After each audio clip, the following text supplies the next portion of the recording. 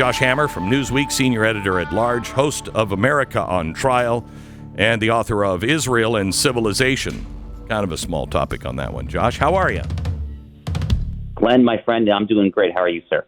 Good. So tell me, first of all, can we start with the Gaza protests? I mean, what kind of guts does it take to do that?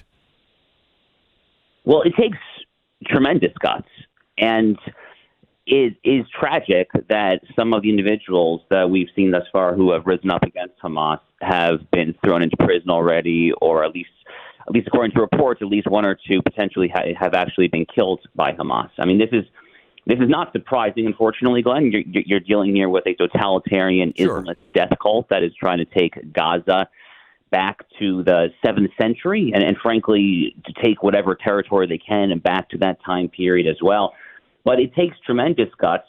Unfortunately, we still have a ways to go. The West, that is, still has a ways to go to get to a Hamas-free Gaza, but ultimately a Gaza that is totally rid of the Hamas jackboot is the only kind of Gaza that can play any role for anyone, Jew, Arab, Christian, Druze, anyone there. So Hamas is going to have to go. It's going to be a bit of a slog, though. Have you ever seen this before? Because I don't remember this ever happening. Honestly, I would really have to think. I mean, like, nothing comes immediately to mind, right? I mean, they had their civil war back in 2007. So Israel withdraws from Gaza in 2005, the unilateral withdrawal, one of the most tragic, short-sighted decisions in retrospect in all of Israel's history.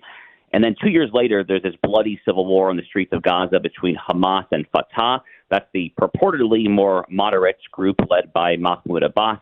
It's not particularly more moderate there. And back then, around that time, during the Palestinian-Arab civil war in Gaza, you had anti-Hamas demonstrations. But for the most part since then, Glenn, and we're dealing with roughly 18 years now at this point, they have ruled with such an iron fist and a totalitarian jackboot that demonstrations like this are certainly few and far between. Tell me about Tufts.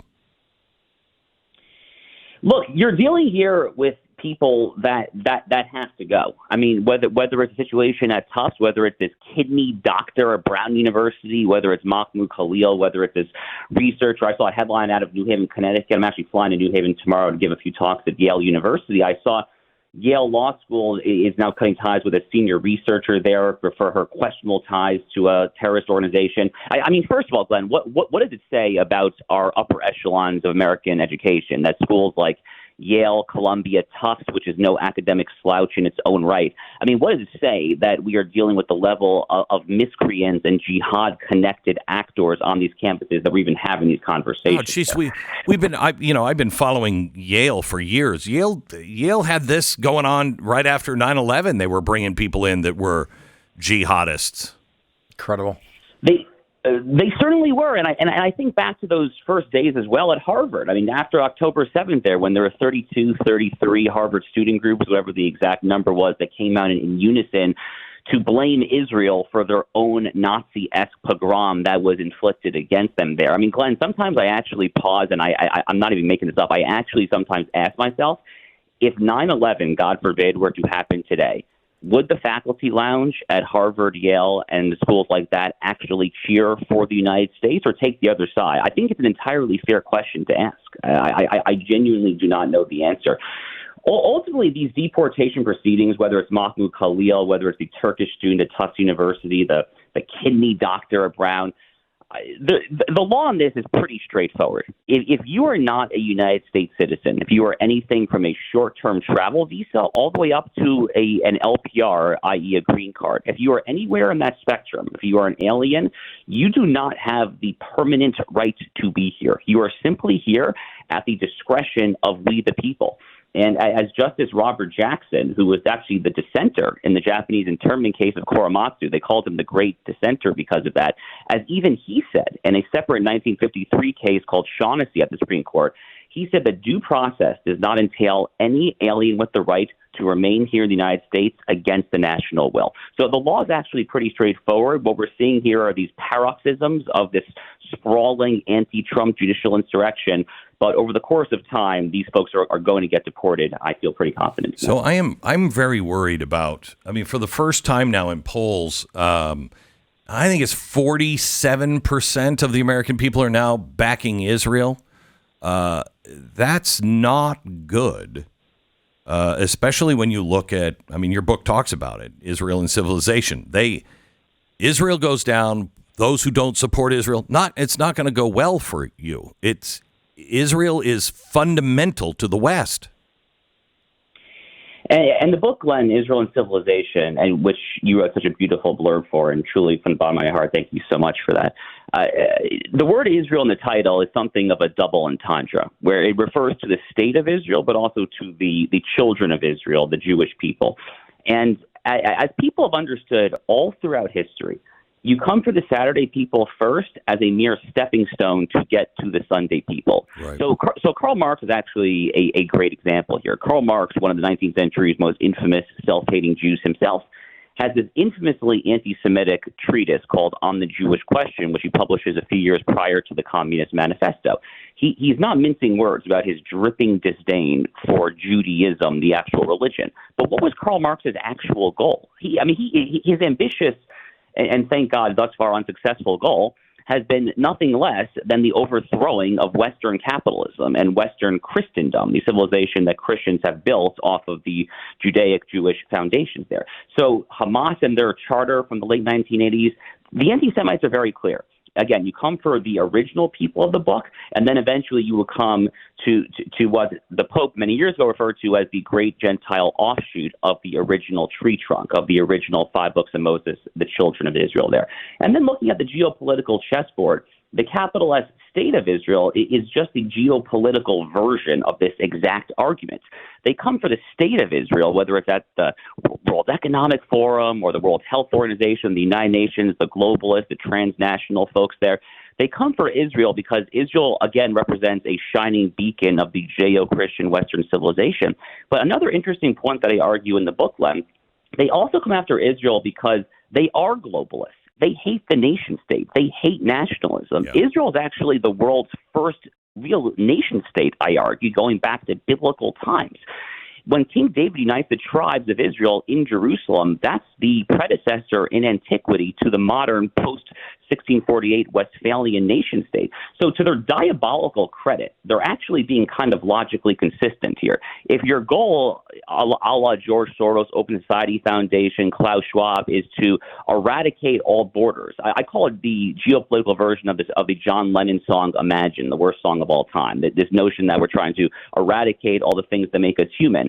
It actually makes a lot of sense that you would start with the oldest nation, sure, that is the nation of Israel. So for all these reasons and then more, Glenn, people who care about the West, who care about the nation state, Jews, Christians, just all those who care about our joint shared inheritance, you have to care about this stuff. Well, I mean, it's because of Israel that we have in the Old Testament that we have a personal one-on-one relationship with a God that is personal to us. Listens to us, speaks to us as individuals. I mean, it's the beginning of the power of the actual individual and the power against totalitarianism and kings that are dictators. I mean, that's the source of all freedom. It starts there in the Old Testament. It does. I mean, I argue in the book, Israel and Civilization, that what today we call Western civilization actually begins with God's revelation to Mount Sinai, the day that he brought his revealed word to a people there, and that so much that we take for granted today is directly downstream of that.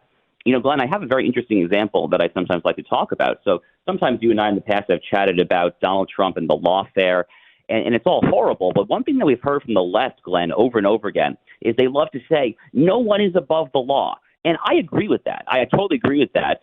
But even more important, I have to ask our friends on the left, do you guys know where that principle comes from? This notion that no one is above the law. The king is not above the law. That's literally from the book of Deuteronomy. And I sometimes wonder, if they actually understood that, if they understood the biblical origins of everything today, just how much more depressed they might be there. But the point of this book, Glenn, is to call on Jews and Christians to remember where we come from and to engage in nothing less ambitious than a joint biblical restoration project, because without that inheritance and without understanding doing that and doubling down on that, I genuinely do fear that we will not be able to turn back the tide against these very real hegemonic forces, wokeism, Islamism, and what I call global neoliberalism that threatens to engulf us all today. We're talking to Josh Hammer. He's from Newsweek, the editor at large. Also, his book is Israel and Civilization. I'm watching what's happening over in Europe, and I just don't know what it's going to take. I don't know if you saw this, but Marine Le Pen was banned from running. They put her in jail and then banning her from running for office in France. That's not good. They're just going to keep pushing people further and further and further until you get really scary people. And, you've got these countries being overrun by Islamists, not Islam, Islamists, people who believe in Sharia law and their way or the highway. And how long before they're going to wake up, and do they wake up in time? So I did see the Le Pen news. I wish I could say I'm shocked. Unfortunately, I'm not shocked because I have a very high threshold for being shocked at this point. Yeah. But whether it's France, whether it's a very similar situation in Romania to their leading right-wing politician, a man named Georgescu, whether it's Donald Trump and the lawfare that we were just talking about here, whether it's in Israel, Bibi Netanyahu is facing his own version of deep state lawfare against him as well there. All around the world, you see in these first world democracies, the deep state, an overweening judiciary, they are dramatically overstepping, ironically, Glenn, in the name or the purported name of quote-unquote democracy. That maybe is the most ironic part of all this there. When you see people like these judges and prosecutors in France, the prosecutors here in the United States, people like Alvin Bragg, Jack Smith, they're always saying that what they're doing is in the name of the people, that what they're doing is in the name of democracy there. But, this too can really relate back, I think, to the biblical inheritance there, because ultimately when you understand, as you were just saying, that there is a God, that he is real, that we are created in his image, and that we can have a personal relationship with him, that he reveals his word, his truth, and so forth there. When you understand this and you live your life according to that, according to those manners and those precepts and those values and so forth there, it puts your head in a fundamentally different place. And you're going to be much less likely, I think, to dramatically overstep your bounds there. The American founders totally understood this, by the way, as you know probably better than anyone in all of media today. The American founders totally understood that without this biblical foundations, where you understand that what happens here in this world is important because we have free will and we are endowed with free will by our Creator. Yeah. But ultimately it is all subservient to something much more powerful there. That is why George Washington in his farewell address says that religion, not just faith or not just morality, but actual revealed biblical religion is the most indispensable safeguard for truth and Republican self-governance there. And I do fear that we're starting to lose that, which is part of the reason that I wrote this book, Israel and Civilization.